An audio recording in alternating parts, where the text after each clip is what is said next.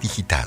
Journal Cirugía Plástica, un magazine científico de cirugía plástica y estética reconstructiva, tratamientos, procedimientos, testimonios, invitados especiales. Journal Cirugía Plástica, una guía para conocer más de cerca el mundo de la cirugía plástica. Journal Cirugía Plástica, con la conducción del doctor Ricardo Ormeño, miembro de la Sociedad Peruana de Cirugía Plástica, todos los lunes a las 11 de la mañana en Radio Miraflores Televisión, www.radiomiraflores.tv, una producción de Centauro Producciones.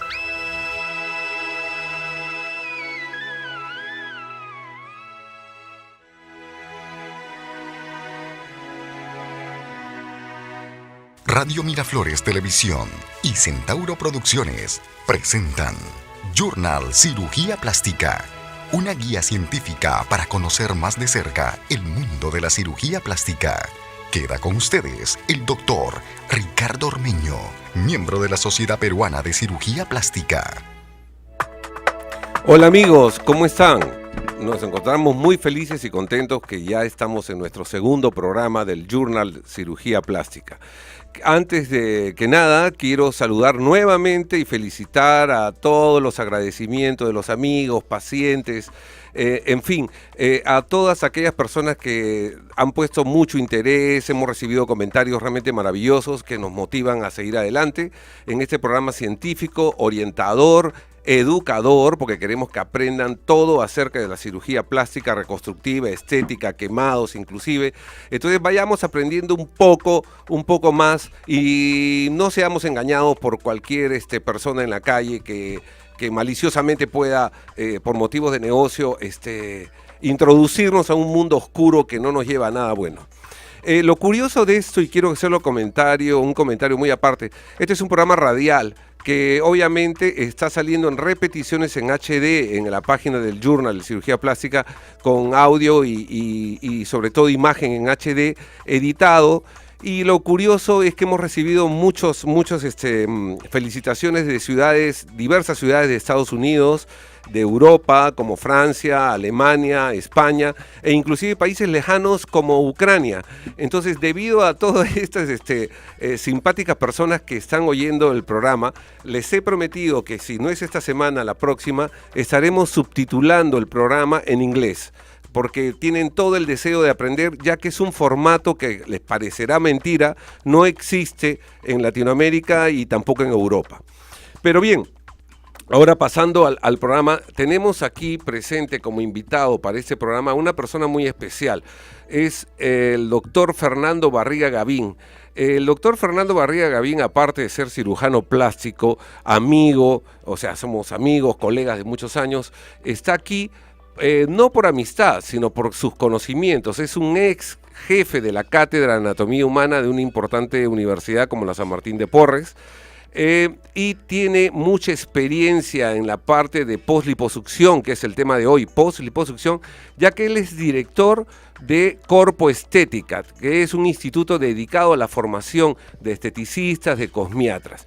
Primero, la bienvenida al doctor Fernando Barriga. Es un gusto para mí enorme tenerte a mi lado en este programa y hacer uso de todos tus conocimientos al respecto de la posliposucción. Un saludo ante todo, Fernando, a tu público. Gracias, Ricardo, para mí es el placer, gracias por la invitación.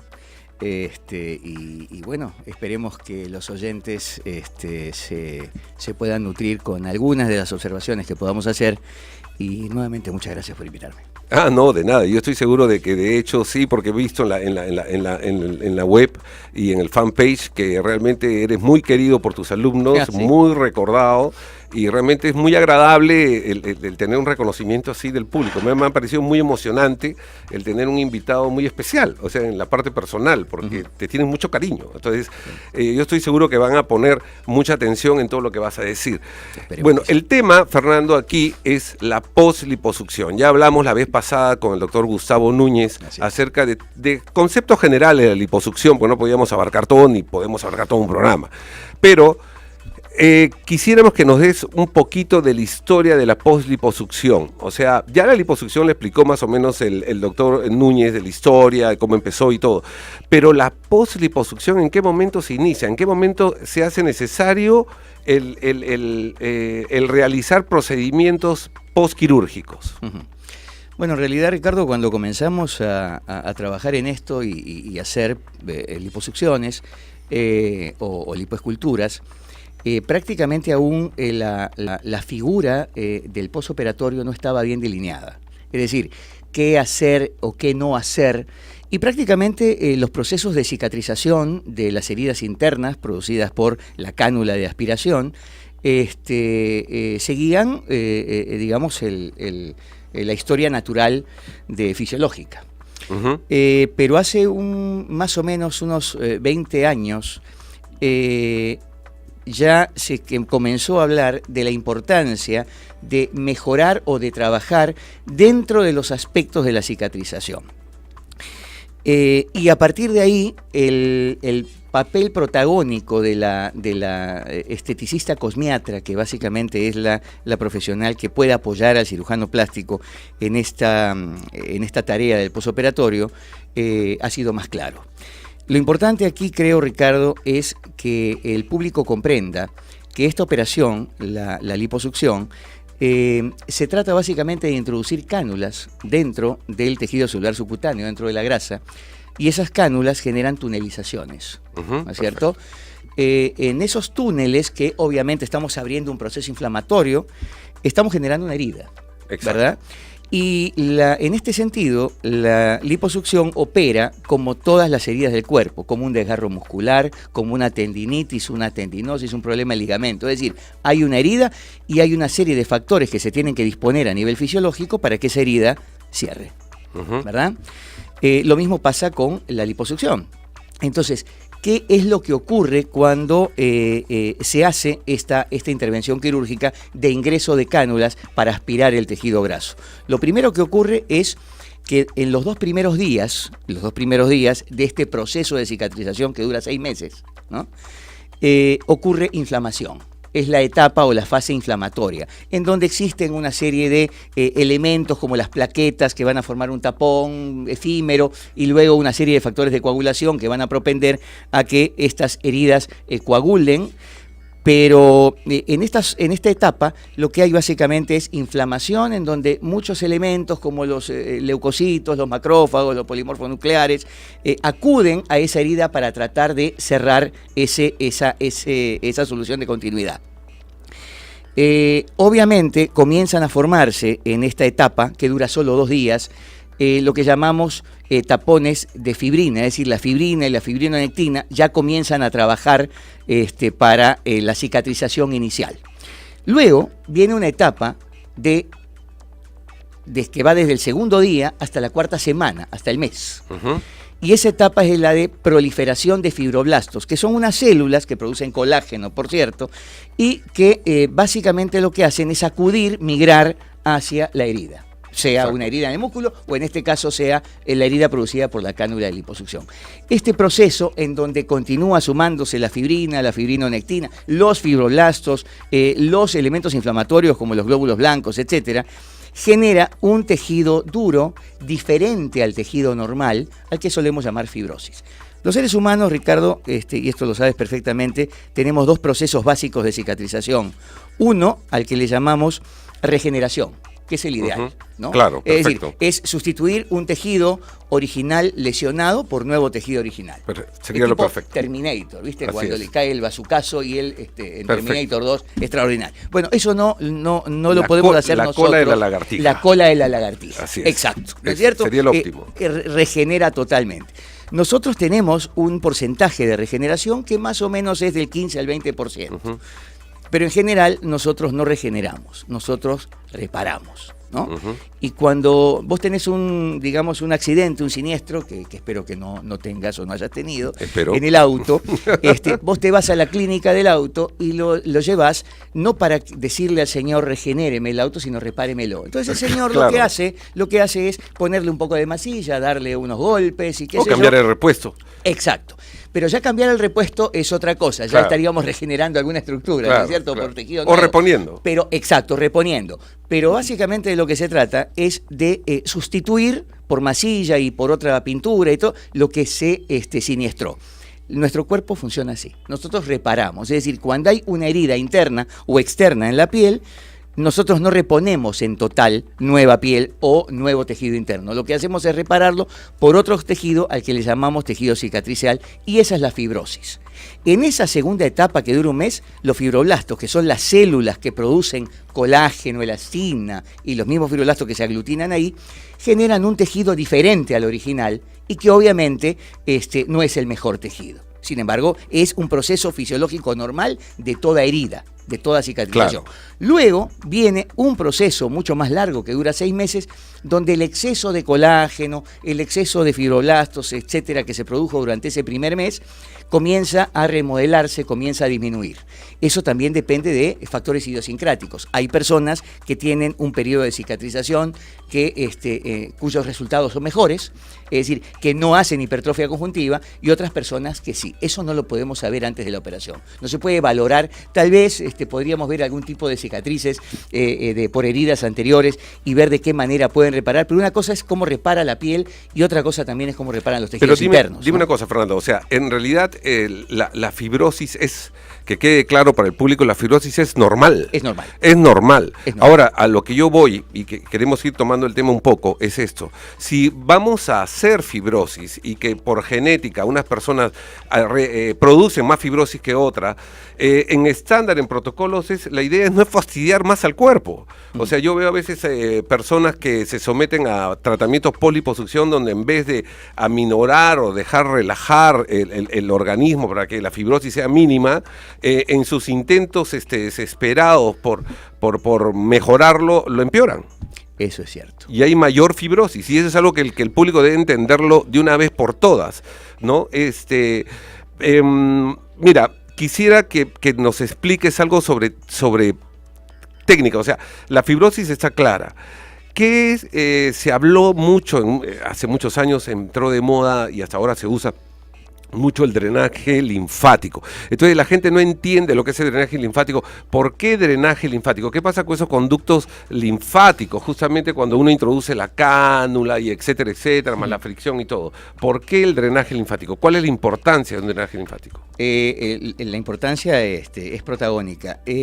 Cuando introducimos, como dijiste, Ricardo, la cánula, dejamos un vacío, dejamos un túnel. Uh-huh. Ese túnel se va a llenar muy pronto, y a las pocas horas de la operación, de una serie de exudados líquidos con células inflamatorias. Uh-huh. Y van a comenzar a formarse ahí unos puentes de fibrina, ¿no? Es decir, que son los puentes de fibrinonectina. Y obviamente esto, y también sangrado, ¿no? Exacto. Todo eso, todo ese líquido sanguinolento y con algunos puentes de fibrina recién formados, es lo que solemos llamar seroma. Claro. Entonces, ese líquido hace que los edemas y la inflamación persista por más tiempo. La idea entonces es eliminar de alguna manera esos seromas, pero hay que tener mucho cuidado con qué se hace con las tunelizaciones. La idea básica es vaciarlas sin moverlas. Por eso es que no es cierto que se puedan hacer masajes digamos, inmediatos, porque hay algunos colegas que con el afán de mejorar al paciente son muy osados en lo que respecta al postoperatorio inmediato. Es decir, comencemos con masajes en forma inmediata. Y lo que está indicado en este caso es el drenaje linfático, pero tampoco cualquier drenaje linfático. Un drenaje linfático que es una técnica muy conocida, que es la técnica de Boder, que son movilizaciones, digamos, tipo vaciamientos sin movilización, en donde, porque hay unas técnicas como la de Leduc, en donde se hace el drenaje linfático hacia los ganglios para eliminar el líquido y para eliminar el seroma y también el edema, pero con una fase de fricción. Si hay una fase de fricción, lo que estoy haciendo es moviendo la tunelización. Y si muevo la tunelización, es como un masaje. Estoy rompiendo los puentes de fibrina y estoy propendiendo a que el proceso inflamatorio dure más tiempo, ya no 2 días. Exacto. Entonces, el drenaje de Boder es el que está indicado en este caso porque me podría vaciar el seroma o intentar hacerlo de una manera más rápida, todo no se hace en un solo día, pero sin movilizar la tunelización. ¿Cómo se debe hacer? Bueno, se debe hacer en la primera semana post-lipo 5 días seguidos, es decir, todos los días. Uh-huh. Y se puede hacer tranquilamente durante 30 minutos, no requiere más tiempo. En un abdomen, por ejemplo, o zona lumbar, cadera alta, no requiere más, y por supuesto espalda. puede hacerse entre 30 y 45 minutos todos los días. En la segunda semana, estamos hablando de una lipo convencional, no de una lipo láser, ¿verdad? Okay. Porque la lipo láser te entrega ya al paciente en fase subaguda. Estamos hablando de una lipo convencional. En la segunda semana se sigue haciendo drenaje de Boder durante 5 días seguidos, digamos de lunes a viernes. Perfecto. ¿Cierto? Y ya a partir de la tercera y cuarta semana podría hacerse drenaje 3 veces por semana en la tercera y 3 veces por semana en la cuarta. Hay que tener en cuenta, Ricardo, que a todo esto el paciente está fajado. Exacto. Porque lo primero que ocurre es la importante. presoterapia. Exacto. Entonces, hay alguna, lo primero que hay que hacer es detener el sangrado, es decir, hemostasia. Exacto. Y la manera de detenerlo es dejar al paciente con una faja que lo detenga, ¿no? Y que de alguna manera los túneles también lo va a presionar. Cierra los va túneles, y claro va a que sí, cerrarlos. claro que sí. Miren, amigos, pueden ir preparando sus preguntas al 242-5581. 242-5581 o también pueden escribir por inbox al Journal Cirugía Plástica en Facebook, así de fácil, Journal Cirugía Plástica en Facebook. Vamos a hacer un pequeño corte y vamos a regresar con unas interesantísimas preguntas. Hasta luego. Estamos presentando Journal Cirugía Plástica con el doctor Ricardo Ormeño.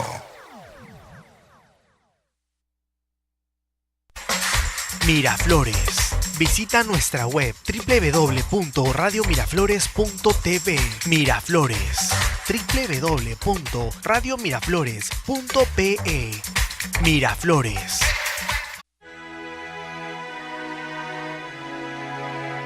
En la era digital, Journal Cirugía Plástica, un magazine científico de cirugía plástica y estética reconstructiva, tratamientos, procedimientos, testimonios, invitados especiales. Journal Cirugía Plástica, una guía para conocer más de cerca el mundo de la cirugía plástica. Journal Cirugía Plástica, con la conducción del doctor Ricardo Ormeño, miembro de la Sociedad Peruana de Cirugía Plástica, todos los lunes a las 11 de la mañana en Radio Miraflores Televisión, www.radiomiraflores.tv, una producción de Centauro Producciones. Miraflores. Bueno, amigos, estamos de vuelta aquí en el programa con el doctor Barriga Gavín, Fernando Barriga Gavín, experto en la materia, ya que es director de un instituto Corpoestética. Y queremos sacarle el jugo, como se dice, en todos los conceptos, porque queremos que quede bien claro. Antes de entrar al concepto de ultrasonido, que también es utilizado en el postoperatorio de liposucciones, queremos saber en qué consiste, Fernando, cuál es el tiempo óptimo, porque te voy a decir a título personal, con la cosmiatra que trabaja conmigo, como tantos cirujanos plásticos, tenemos a veces problemas porque viene una paciente y dice, bueno, yo vengo de mi amiga la cosmiatra o de la cosmiatra que está cerca de mi casa y me hacen 1 hora de ultrasonido y ustedes hacen solo 10 minutos, entonces esto está mal. Y ella ha dicho que estamos trabajando mal. Entonces, la cirugía plástica, que lo vamos a conversar en la segunda parte ya del programa, que no para no perder tiempo, pero hay mucho intrusismo y hay mucha gente que de repente, bien intencionadamente, porque no quiero pensar mal, no sabe pues los conceptos, no quiero pensar que lo hacen solo por negocio, porque de repente no saben, entonces no están bien formados. Tú que tienes un instituto y todo esto, ¿puedes explicarnos en qué consiste el ultrasonido y cuál es el tiempo óptimo y las diferencias entre un ultrasonido en rehabilitación a otro en estética? Muy bien. Lo primero, quisiera referirme a lo que acabas de decir, que es muy cierto. A veces el hecho de tener mucha aparatología, cuya finalidad es mejorar un postoperatorio o en todo caso mejorar el aspecto del cuerpo, perfecto, no me da derecho a usarla toda para todo. Es decir, hay indicaciones para el uso de cada aparatología y no se puede usar todo en todos los casos, ¿cierto? Eso es en primer lugar. Es decir, no podemos tener en el postoperatorio al paciente rotando a todos los pacientes por igual, ¿no es cierto? Porque cada operación es distinto. Exacto. Es distinta. Rotando a todas las aparatologías, porque esa es una estrategia bastante marketera y poco profesional, ¿no es cierto? Me parece. Entonces, perfecto.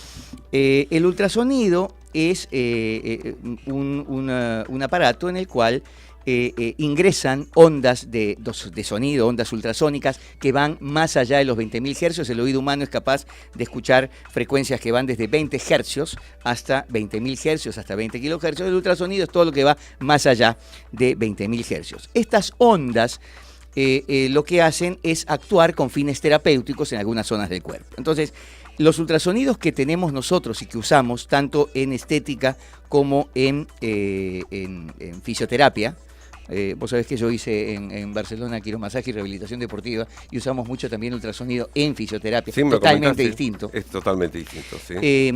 Son máquinas que trabajan a 1.000.000 de hercios, es decir, a 1 megahercio, o a 3 millones de hercios, es decir, a 3 megahercios. Para que un ultrasonido haga efecto, tiene que trabajar a más de 500.000 hercios. Entonces, lo que hay en el mercado son ultrasonidos de 1 mega para fisioterapia y ultrasonidos de 3 megas. ¿De qué se trata esto? De que la frecuencia, es decir, la cantidad de ciclos por minuto de la onda ultrasónica, varía en función inversa de la profundidad. Es decir, a menor frecuencia, mayor es la profundidad de la onda, y viceversa.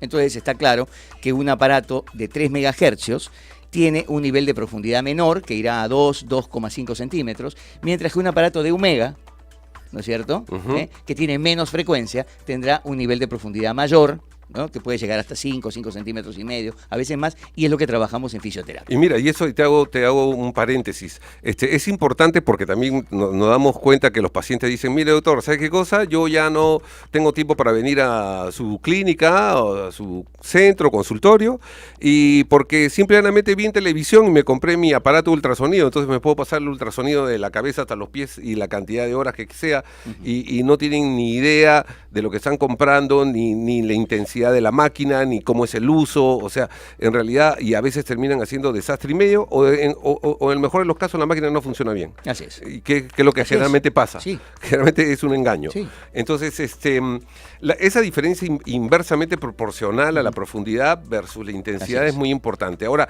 en una post-lipo normal, no láser ni ultrasónica, ¿no? Pero lo recomendable en una liposucción tumescente común y corriente normal, de técnica convencional, en una sesión de ultrasonido, ¿hay un tiempo limitado? A ver, lo primero es que en la primera semana post-lipo no se debe hacer bajo ningún concepto ultrasonido. Ultrasonido. En primer lugar, porque Perfecto. de todas maneras, así en el drenaje de Boder hay un bombeo, pero en el ultrasonido, de todas maneras, existe ese paso del cabezal, Exacto. por todo el cuerpo. Lo que me estaría haciendo es un efecto fibrinolítico al inicio, es decir, me estaría eliminando todos los puentes de fibrina que comienzan el proceso de cicatrización y lo estaría afectando. O sea, la primera semana, para mí, además, Ricardo, este es un concepto personal que está descrito, pero hay algunos que lo cumplen y otros que no. La primera semana no se debe hacer ultrasonido. O sea, se debe hacer solo drenaje linfático de Boder. Recién después, en una lipo convencional, a la segunda semana podemos hacer ultrasonido. Ahora, el ultrasonido puede usarse de dos maneras: en forma pulsada, al 10, al 15, al 20, al 25, al 50%, y en forma continua. Cuando el ultrasonido se usa en forma continua, lo que más produce es efecto térmico. Exacto. Cuando se usa en forma pulsada, produce menor efecto térmico, es más la energía de la onda y produce mayor analgesia y disminución del edema, etc. Entonces, más efecto antiinflamatorio. ¿Y el más tiempo que térmico. recomiendas en una sesión? En 20 minutos. Máximo. 20 minutos, 30 minutos máximo. No es necesario más. Máximo. Sí. Perdón, cuidado. En la segunda semana se usa solo ultrasonido pulsado. Jamás continuo. Jamás ¿verdad? continuo. Porque en todo caso todavía estamos en la fase aguda. Post-lipo hay dos grandes fases: la fase aguda y la fase subaguda. La fase aguda dura las 2 primeras semanas. Y la fase subaguda es la tercera y la cuarta semana. Entonces, ya en esa segunda semana de fase aguda, todavía la cicatrización está en ciernes, todavía hay pequeños sangrados, y un ultrasonido continuo donde me va a incrementar el calor no es conveniente. Entonces lo puedo usar en forma pulsada para mejorar la inflamación, digamos, para reducir edemas y para generar analgesia, pero de ninguna manera en forma continua. Y máximo 30 minutos. Estamos hablando de la liposucción convencional. Vamos para ganar tiempo, por ejemplo, ¿qué pasa? Por ejemplo, yo uso mucho el ultrasonido y muchas veces tengo problemas problemas, no grandes problemas, sino tengo problemas conceptuales con los pacientes o con la cosmiatra que termina discutiendo con el paciente porque el paciente sigue con el chip en el cerebro de que tiene que usar ultrasonido más tiempo y la cosmiatra que le pone más tiempo ultrasonido es mejor. Y cuando yo le digo, yo ya usé ultrasonido para hacer la lipo, dejemos que se enfríe ese cuerpo, dejemos que haya el drenaje linfático y por mí no le pongan ni ultrasonido.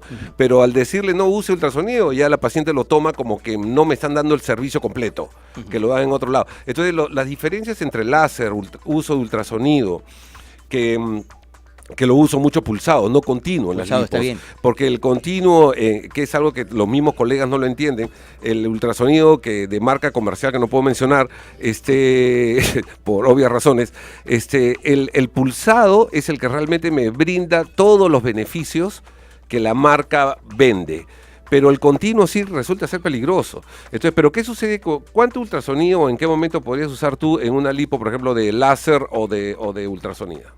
¿Ya usaste ultrasonido o ya usaste láser? A ver, en una lipo convencional se puede usar ultrasonido, se debe usar ultrasonido pulsado durante la segunda y la tercera semana, jamás continuo. Perfecto. Si vas a usar ultrasonido continuo, lo puedes usar solo a partir de la cuarta semana. Perfecto. Eso sí está deslindado y hay estudios que lo avalan. Ahora, ¿qué hace el ultrasonido? Bueno, el ultrasonido tampoco es la panacea en la poslipo, o sea, hay muchas cosas que se pueden hacer, es un coadyuvante. Así es. No se trata de que mi resultado se va a dar en función del ultrasonido o de la marca de ultrasonido que estoy usando. El ultrasonido lo que genera es un efecto térmico, que es quizá el menos importante, el incremento del calor profundo en la zona.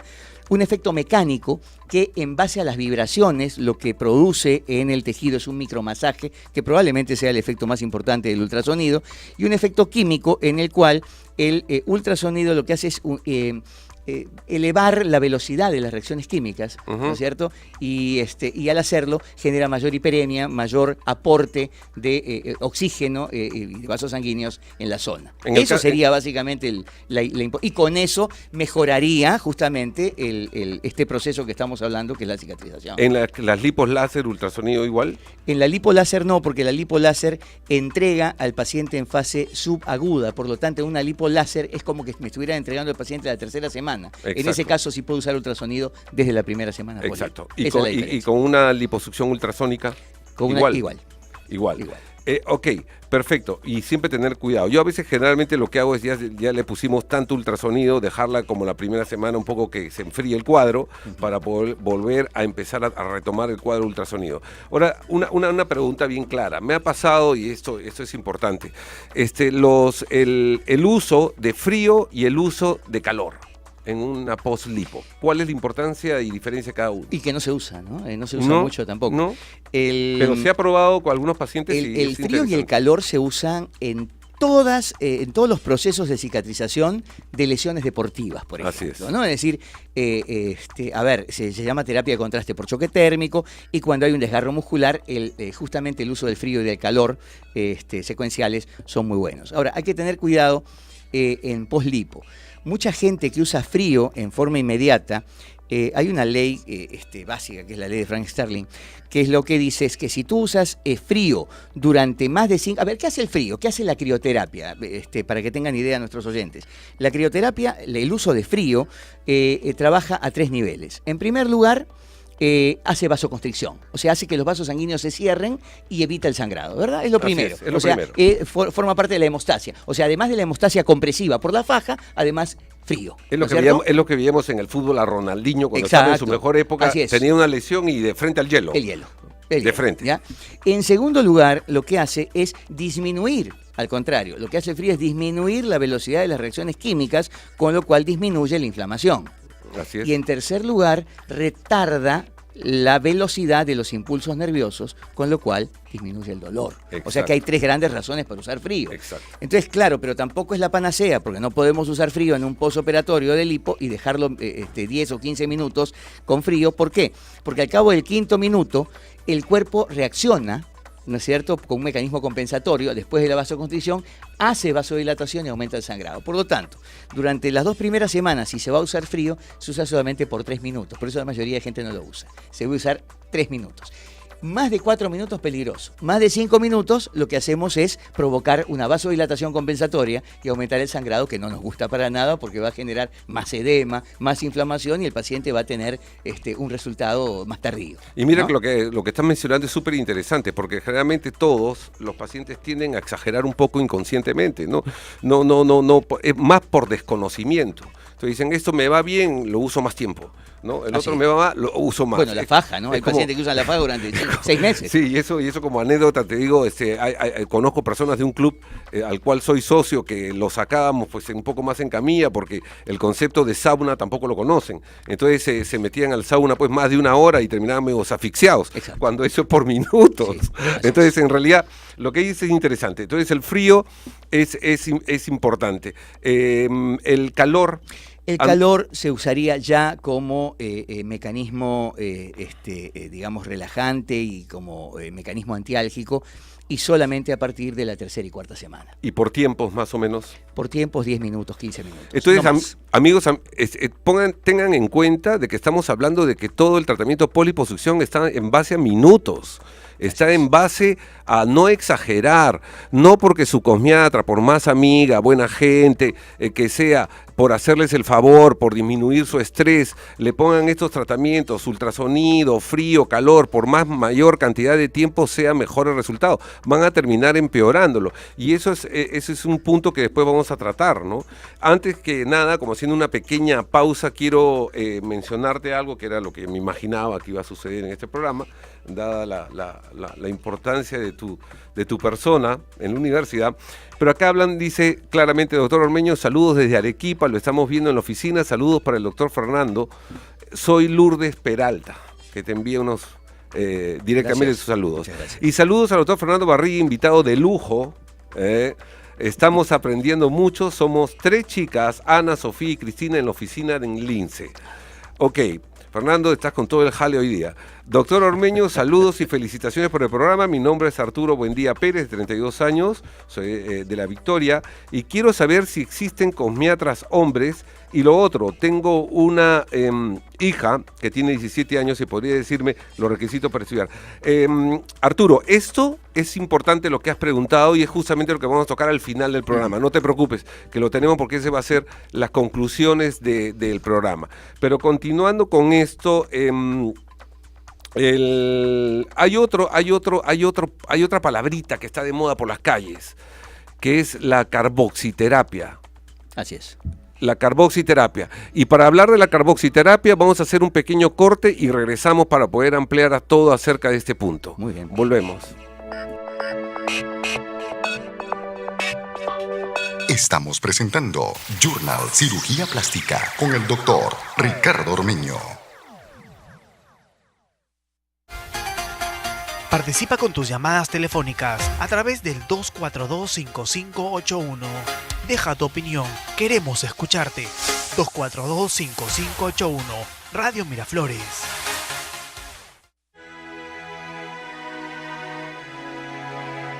En la era digital, Journal Cirugía Plástica, un magazine científico de cirugía plástica y estética reconstructiva, tratamientos, procedimientos, testimonios, invitados especiales. Journal Cirugía Plástica, una guía para conocer más de cerca el mundo de la cirugía plástica. Journal Cirugía Plástica, con la conducción del doctor Ricardo Ormeño, miembro de la Sociedad Peruana de Cirugía Plástica, todos los lunes a las 11 de la mañana en Radio Miraflores Televisión, www.radiomiraflores.tv, una producción de Centauro Producciones.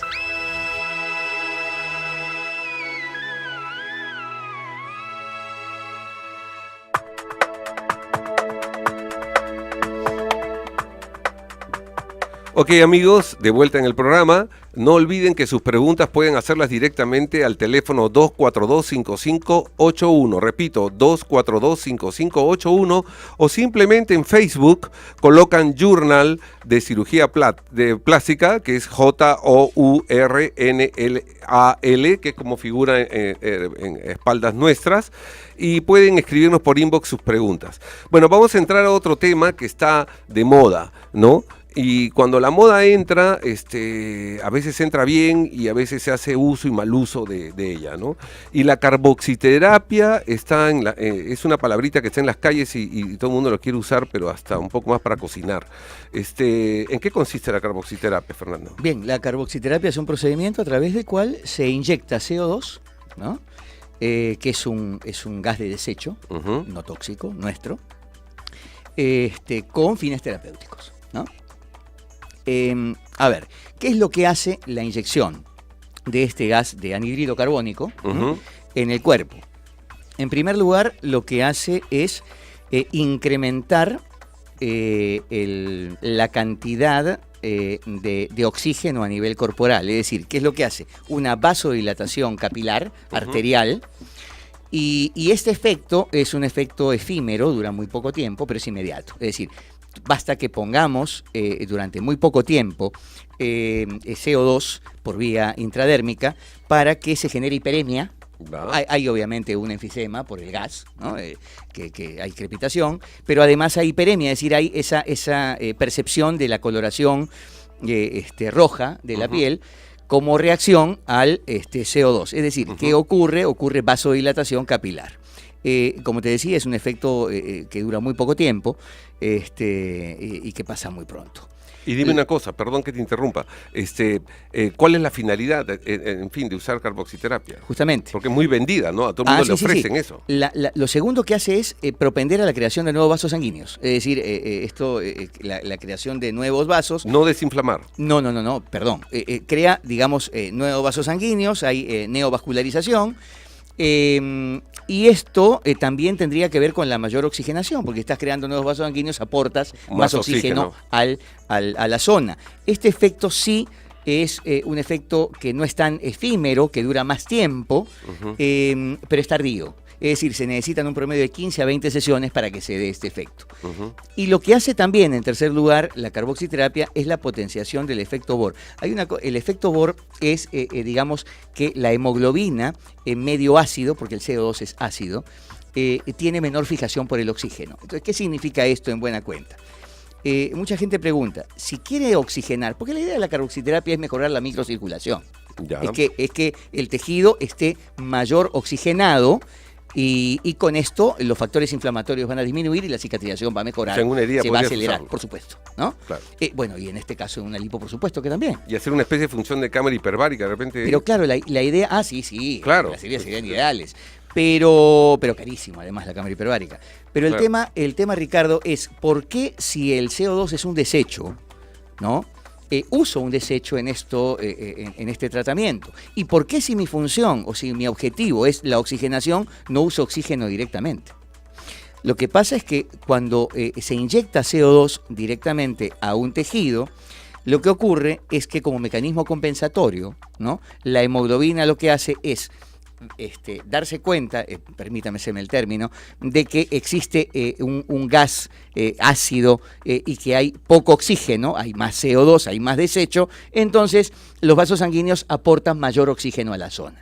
Es un mecanismo compensatorio, es decir, obligamos con la carboxiterapia al cuerpo a aportar mayor oxígeno en la zona que estamos tratando. Entonces, ahora, ¿cuánto tiempo? Y bueno, eso también, ya que estoy seguro que te interesan siempre los tiempos, nosotros producimos CO2, Ricardo. Claro. Producimos 200 centímetros de CO2 por minuto y durante el ejercicio podemos producir 10 veces más, hasta 2000 centímetros, con lo cual no hay una cantidad de centímetros cúbicos límite total que si te pongo un poco más, entonces tendría serios problemas fisiológicos. Se estima que hasta 2000 centímetros, para un abdomen, por ejemplo, poner 600 centímetros cúbicos en cada hemiabdomen está bien, y el tiempo que demora debe ser un promedio de 20 minutos también. O sea, estos procedimientos no tienen por qué ser procedimientos largos, y sí propenden a una neovascularización, a una mejor estadio de la, digamos, a que los procesos inflamatorios se den en menos tiempo y a que la oxigenación mejore. Básicamente se trata de eso. Estamos hablando de que, por ejemplo, para una herida estaríamos casi jugando a una especie de cámara hiperbárica para mejorar la cicatrización y el cierre de heridas. A ver, bueno, la cámara hiperbárica, nosotros normalmente estamos a una atmósfera, aquí a nivel del mar, ¿no? Es decir, a 760 milímetros de mercurio. La cámara hiperbárica estamos a 3 atmósferas. Claro. O sea, con la cámara hiperbárica se produce algo que no se produce a nivel del mar, y es que el oxígeno penetra a través de nuestra piel, ¿no? El tema es que es un procedimiento bastante caro y se usa sobre todo para heridas infectadas por bacterias anaeróbicas puras. Para justamente arrasar. Para con esas arrasar, bacterias. porque justamente el oxígeno sería quien va a liquidar a esta bacteria. Liquida la bacteria. Pero en el carboxiterapia, en la liposucción, o sea, tú la recomiendas, Sí. Sí. Yo creo que lo que pasa es que hay tiempos. Yo no puedo, el ingreso de... El paciente posoperado tiene molestias y dolor, ¿no es cierto? No vamos a poder hacerlo jamás en la primera ni segunda semana. Yo creo que es a partir del fin de la tercera semana. Yo comenzaría a usar carboxiterapia a partir de la 4ª semana post-lipo. Ya, Las primeras 3 semanas no, porque tras el dolor y las molestias que siente la paciente, el ingreso del gas también puede producir tumefacción. Obviamente existe algo de dolor y no es conveniente, y lo usaría a partir de la finales de la tercera, inicio de la 4ª semana. Tercera, 4ª semana. Entonces eso, amigos, ténganlo muy en cuenta por si acaso, porque alguien no se vaya a emocionar y quieran usar carboxiterapia la primera o segunda semana post-liposucción, sino ya tenemos los tiempos final de la tercera, 4ª semana con mayor seguridad. Ahora, antes de pasar, quiero terminar los temas conceptuales para pasar después a quién debe hacer estos procedimientos. Pero antes hay otro procedimiento también muy de moda, que es la ultracavitación. ¿En qué consiste? Cuando ya quedó remanentes, terminó el cirujano una operación determinada y han quedado remanentes de grasa, bien porque quedaron o bien porque ya el volumen que sacó fue excesivo, más de 5 litros no se pueden sacar o no se deberían sacar, entonces pueden quedar algún remanente de grasa y al cabo de 3 o 4 meses el paciente podría optar por este procedimiento que es la ultracavitación. ¿Qué cosa es la cavitación?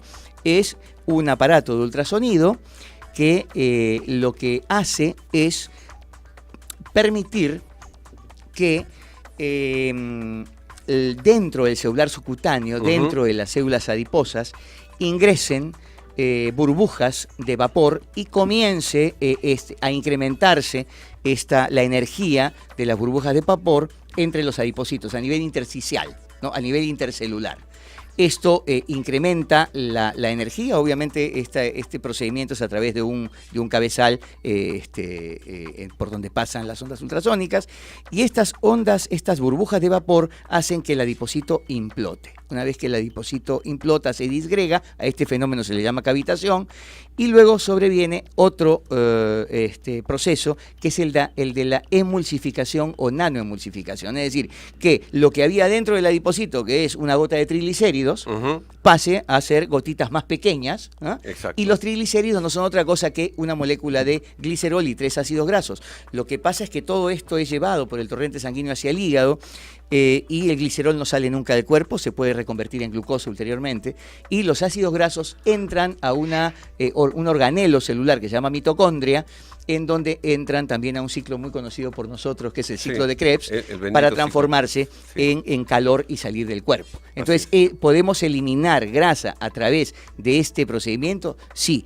Lo que no se debe pensar, como sí hay mucho mito urbano, es que la grasa se elimina por la orina, ¿no? Porque te dicen también que después de una ultracavitación vas a miccionar con ciertas características especiales y con unas gotas de grasa, y como el paciente no ve eso, piensa que este procedimiento está mal. Nosotros no eliminamos. Si nosotros elimináramos grasa por la orina o tuviéramos una orina con espuma persistente, estaríamos teniendo una enfermedad que es una glomerulonefritis, donde hay un hueco en la membrana basal glomerular y estamos perdiendo cosas que no debemos perder. No debemos perder ácidos grasos, no debemos perder proteínas, como las albúminas o las globulinas, porque eso significa que estamos enfermos. No, y aparte que cuando hablan de disolver la grasa y que va a pasar, y disolver la grasa y pasar por el torrente sanguíneo, si estamos tan preocupados por mínimas cantidades de colesterol, de triglicéridos, etcétera, imagínense pues que pasen litros por el torrente sanguíneo. Hay una grasa dentro del torrente sanguíneo, o una célula grasa dentro del torrente sanguíneo, estamos hablando de embolia, ¿no? Estamos hablando de un muerto. De un muerto. Entonces esas cosas de eliminación son ficticias.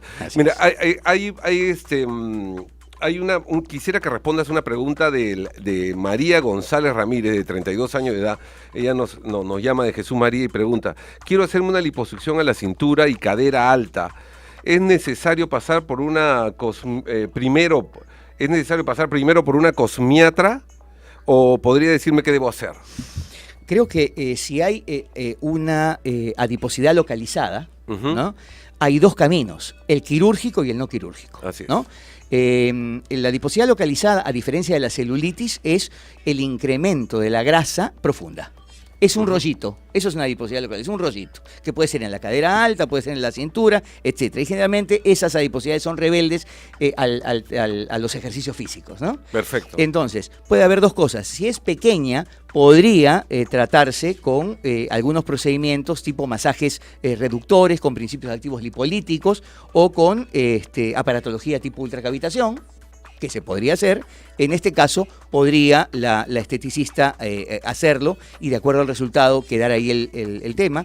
O si es que se trata de una adiposidad localizada un poco más grande, ser necesario la evaluación del cirujano plástico. Ahora, no es necesario que el paciente vaya a una esteticista o cosmiatra antes de la evaluación del cirujano plástico. Indudablemente hay dos cosas, o el tratamiento conservador o el tratamiento quirúrgico. Si va a ser cirugía, es el cirujano plástico el que debe operar a la paciente y ulteriormente y después de la operación, para el posoperatorio, remitirla a la esteticista de su confianza. Perfecto. Y justamente ese tema, vamos a hacer un pequeño corte nuevamente y vamos a regresar con esto. Hemos visto los beneficios hasta el momento, los tiempos que deben ser, pero vamos a ver ahora el lado oscuro de la luna en este próximo bloque. Ya regresamos, amigos.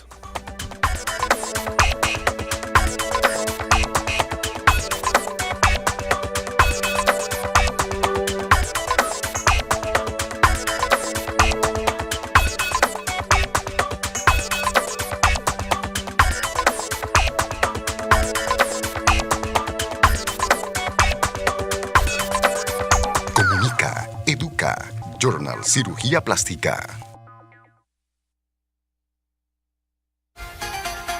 Participa con tus llamadas telefónicas a través del 242-5581. Deja tu opinión, queremos escucharte. 242-5581, Radio Miraflores.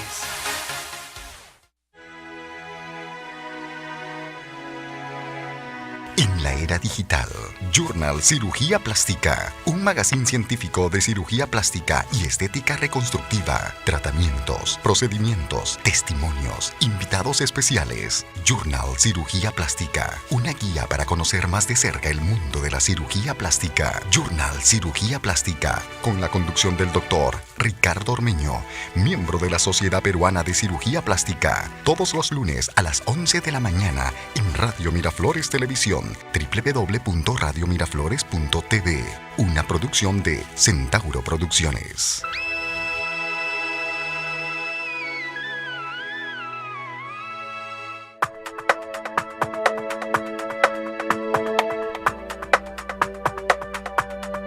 Bien, amigos, en este último bloque vamos a tratar los temas y hemos hablado en conceptos generales. Es un programa que realmente nos pasaríamos todo el día conversando acerca de tratamientos y terapias, pero vamos al punto. Fernando, tú que tienes un instituto, justamente formación de esteticistas, de cosmiatras, conceptúanos un poco más claro lo que es realmente una cosmiatra, un esteticista. ¿Quién debe hacer este tipo de tratamientos que parece que son muy beneficiosos y que deberían usarse, pero profesionalmente bien, con conciencia? ¿Quién es la persona adecuada para realizar todos esos procedimientos de los cuales hemos hablado? Muy bien, Ricardo. La profesional o el profesional idóneo, porque en realidad en el instituto es mixto y respondo la pregunta de uno de los distinguidos oyentes que preguntó si hay esteticistas varones, hombres. sí. Sí hay esteticistas varones, por supuesto. Sí. El profesional idóneo para realizar estos procedimientos de los que hemos hablado es el esteticista o la esteticista, con la excepción de uno, que es la carboxiterapia, que es un procedimiento invasivo. Es decir, la esteticista puede y debe hacer una serie de procedimientos en el post de cualquier cirugía. Y ojo que el esteticista no tiene por qué trabajar con médico necesariamente, puede ser apoyo de un médico cirujano plástico, de un dermatólogo, o trabajar sola en su cabina. Perfecto. Y le llegan pacientes derivados de colegas médicos o no. Perfecto. Ese es el tema. Pero lo que sí tenemos muy claro en Corpoestética, y esto se va tarde o temprano a normar en el Perú, ahora hay un vacío legal en este sentido, es a que la esteticista no debe hacer tratamientos invasivos. En ese sentido, la carboxiterapia lo es. La carboxiterapia debe ser un procedimiento médico. Es decir, todo lo que sea el ingreso de una aguja en el cuerpo, con fines terapéuticos, debe realizarla su médico. ¿Hay una diferencia entre la palabra esteticista y cosmiatra? En realidad, nosotros la venimos usando. Nosotros usamos el término esteticista, que es el término que se usa en los Estados Unidos para esta carrera, y en España. En mi país, por ejemplo, mi país es Perú, obviamente, tengo tantos años viviendo. Bueno, aquí, pero en Uruguay, por ejemplo, y en Argentina, se habla de cosmiatras y ya prácticamente se perdió el término esteticista. Argentina vendió mucho esa palabra. Sí. En realidad cosmiatra era el médico que hacía dermatología cosmiátrica, o sea, claro. Y luego se salió esto. Pero Argentina fue la que marketeó la palabra mucho. Pero no, lo que sí hay que deslindar entre el campo de una esteticista que trabaja en el campo de la belleza y de la salud, porque trabaja no solamente la piel, sino tejidos más profundos, como el celular subcutáneo a través de amasamientos, o los músculos, porque también colocan, digamos, aparatología, llámese corrientes de citomotrices, ¿no? Onda rusa, interferencial, etcétera, con la finalidad de mejorar la flacidez muscular, ¿no? Esto lo hace una esteticista, pero no una cosmetóloga, que a veces se confunden los términos entre cosmiatra y cosmetóloga, y no están claros los planos. Pero lo que sí tenemos que tener claro es que una esteticista debe egresar de un centro donde haya un plan de estudio serio, ¿no es cierto?, donde solamente se estudien cursos de carrera, que los cursos sean teórico-prácticos, y que, por ejemplo, si va a aplicar una esteticista digamos, competente, un procedimiento del que acabamos de hablar, que es la ultracavitación, no puede hacerlo solo. ¿Por qué? Porque tiene que tener en su formación una serie de criterios formados desde el curso de nutrición, de química, de dermatología, etcétera, que si hace solamente el procedimiento no sirve para nada. ¿Por qué? Porque si una paciente le haces una ultracavitación y el mismo día que se la hiciste no hace ejercicios aeróbicos de baja intensidad durante un promedio de media hora, entonces todo eso que ganaste no sirve para nada porque no va a efectuar un mecanismo que se llama beta-oxidación y que lo van a aprender obviamente cuando lleven bioquímica y los médicos lo conocemos perfectamente. Ahora, perfecto, ahora te digo una cosita, mira, disculpa la interrupción, pero te digo, hay casos en que la carboxiterapia mal aplicada, el CO2 se desplaza, se puede desplazar. O mal aplicado por una persona X, o por otro lado, la responsabilidad normalmente se estilaba de que una cosmiatra podía trabajar con un cirujano plástico al lado de un cirujano plástico. Hoy por hoy creo que la cosa está cambiando un poco, porque la responsabilidad en ese momento recaía tanto en el cirujano plástico, que era responsable de la cosmiatra. Hoy por hoy, si la cosmiatra, espaldas tuyas, hace un procedimiento invasivo y hay una atrocidad X, ya la responsabilidad no es del cirujano plástico, sino directamente de la cosmiatra. ¿Es así? Es así. ¿Es así? Es así. Es decir, si vos tenés en tu consultorio a una esteticista y le quisiste enseñar algún tipo de procedimiento invasivo y ella lo hace y hay una complicación, porque si hay una complicación con un procedimiento invasivo que vos hagas y vos podés reconocer que han habido algún tipo de problemas, pero haces los descargos correspondientes, a vos la ley te ampara para hacer procedimientos invasivos y seguramente no te va a pasar nada. Cuando le enseñaste a tu esteticista a hacerlos y ella tenga una complicación, ella podría decir: perdón, pero lo estoy haciendo en el consultorio del doctor. Claro. Entonces es el doctor el responsable. No es cierto, la responsabilidad es compartida. Es compartida. Porque ella es la que está haciendo el procedimiento y no es una menor de edad y sabe perfectamente que en el ejercicio de su profesión no está contemplado hacer invasivos. Ahora, si lo hiciera solo ella en su cabina, un procedimiento invasivo, a espaldas o no del médico, que lo haga simplemente, tiene que hacerse cargo legalmente de lo que nosotros tendríamos que hacernos cargo si es que procedemos mal de alguna forma. Es decir, cuando tanto el esteticista o cualquier profesional de la salud tiene algún accidente, en general estamos hablando de lesiones culposas, es decir, nadie quiere hacer daño, por supuesto, pero lo puede hacer. Entonces, si es que lo hace y si es que hace procedimientos invasivos, invasivos, tendrá que hacerse cargo de las tres cosas que nosotros los médicos también tenemos que enfrentar. Es decir, la negligencia, ¿no? Es decir, no haber hecho todo lo que estaba de nuestra parte para que el paciente llegue al final en forma correcta y adecuada. Es decir, abandonar a mi paciente. Hice una lipo, pero básicamente tengo que viajar, entonces le dejo encargado a mi esteticista el posoperatorio inmediato y me voy. Eso es negligencia, acá y en cualquier parte, ¿no es cierto? Uh-huh. Lo otro es la impericia, es decir, no contar con el nivel cognitivo y procedimental suficiente para hacer un acto, cualquiera sea un acto que le corresponde al esteticista o un médico, o imprudencia, es decir, creerme capaz de hacer algo que va más allá de mis posibilidades y hacerlo.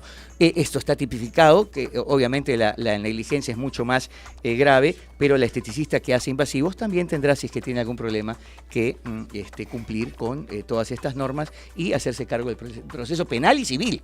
No solamente del proceso penal, en donde tendrá que ser sancionada, sino el proceso civil de indemnización.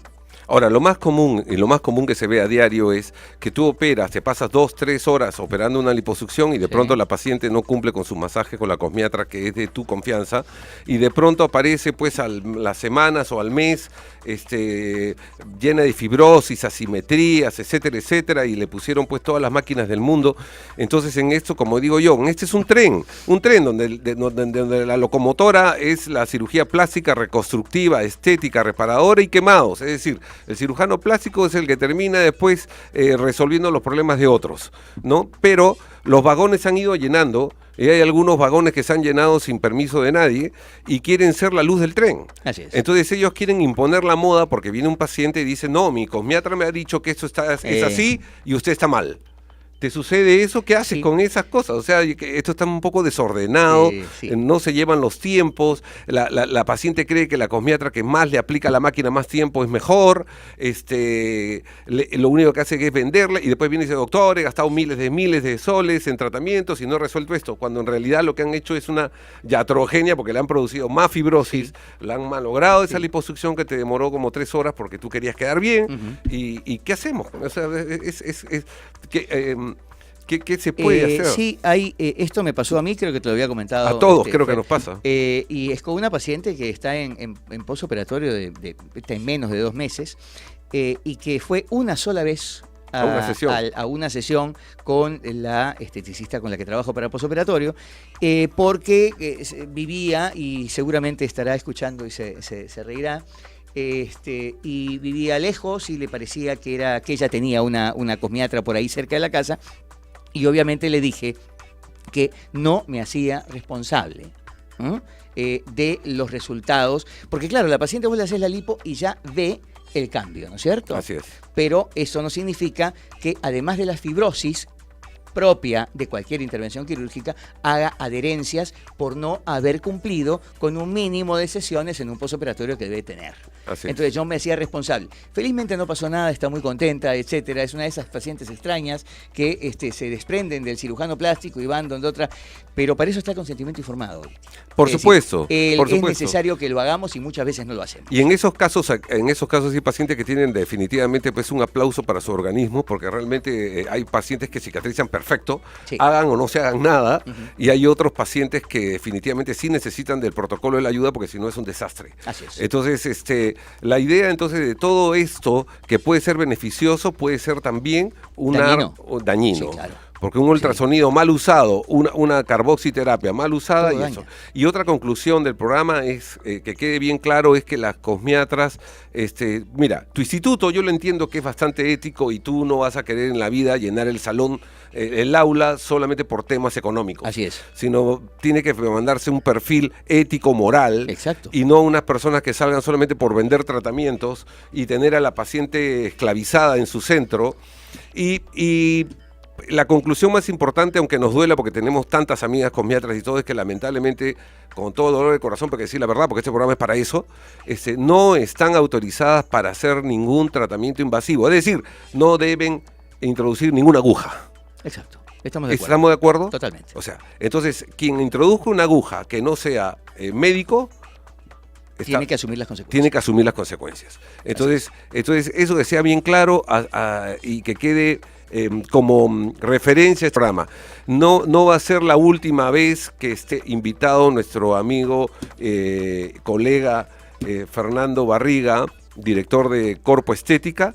Corpo Estética, lo pueden googlear y fácilmente ubicar su dirección y teléfono, porque el tema es amplio y yo creo que vamos a tener que repetirlo y repetirlo porque es necesario que ustedes aprendan. Nuestro deber aquí es que ustedes aprendan, todos aprendamos de la experiencia de Fernando, de la mía, de cada invitado, y podamos poner un poco de orden en esto que sucede en Estados Unidos, sucede en Europa, sucede en Latinoamérica, sucede en el mundo. No es un tema peruano, es un tema a nivel del mundo. Los desastres que hay en Estados Unidos es increíble si vieran en videos de lo que está pasando. Bueno, amigos, quiero agradecerle a Fernando tu despedida del programa, a tu público que te quiere tanto. Bueno, Ricardo, en primer lugar, felicitarte por el formato del programa, que es muy novedoso y va a ser muy beneficioso para los oyentes. Despedirme de los oyentes y agradecerte por la invitación. No, y para mí ha sido un placer y un honor, porque tú en la docencia has sido pues destacado catedrático de la Universidad San Martín de Porres, y quiero agradecer también al personal que está con nosotros, que si no fuera posible este programa, que es Joseph Caballero, un capo en la sala de audio y sonido, Martín Delgado en videocámara, no hay nada que discutir, el hombre nació para eso, es un arte para él. El honor de tener a mi hijo Gianfranco Ormeño Heidinger en la postproducción y producción de web y creativo de muchas publicidades que vienen en futuro. Juan Vargas Comunicaciones en la producción general de radio, con su experiencia como DJ de los 80, famosísimo, de la época de los 80 con Radio Ciudad 92, entre otras. Y nada más, y tenerlos y que estén atentos al Journal de Cirugía Plástica, porque la próxima semana vamos a tocar un tema, porque estamos tocando los temas más álgidos, y es los rellenos, los benditos rellenos, los rellenos faciales, corporales. ¿En qué consiste? Aquí no se va a hablar de relleno temporal o duradero, no, acá con nombre y apellido. Acá ustedes van a aprender qué cosa es la sustancia, cómo se presenta una sustancia, cuál es la presentación de la sustancia, porque ya basta de que tengamos pacientes que fueron sometidos por negligencia de personas, ni siquiera son médicos ni enfermeras ni nada, y que tengamos nosotros que pagar el pasivo de tratar de resolver lo que otros hicieron mal. Así que nos vemos, amigos, el próximo lunes a las 11. Ha sido un gusto, y escríbanos en el Journal de Cirugía Plástica. Hasta luego. Gracias.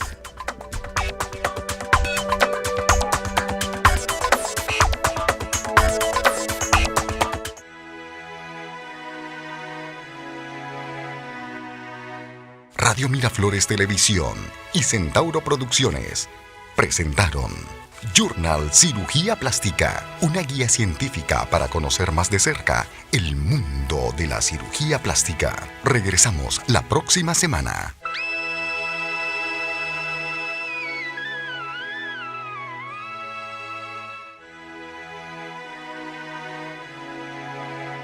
En la era digital, Journal Cirugía Pica, un magazine científico de cirugía plástica y estética reconstructiva, tratamientos, procedimientos, testimonios, invitados especiales. Journal Cirugía Plástica, una guía para conocer más de cerca el mundo de la cirugía plástica. Journal Cirugía Plástica, con la conducción del doctor Ricardo Ormeño, miembro de la Sociedad Peruana de Cirugía Plástica, todos los lunes a las 11 de la mañana en Radio Miraflores Televisión, www.radiomiraflores.tv, una producción de Centauro Producciones.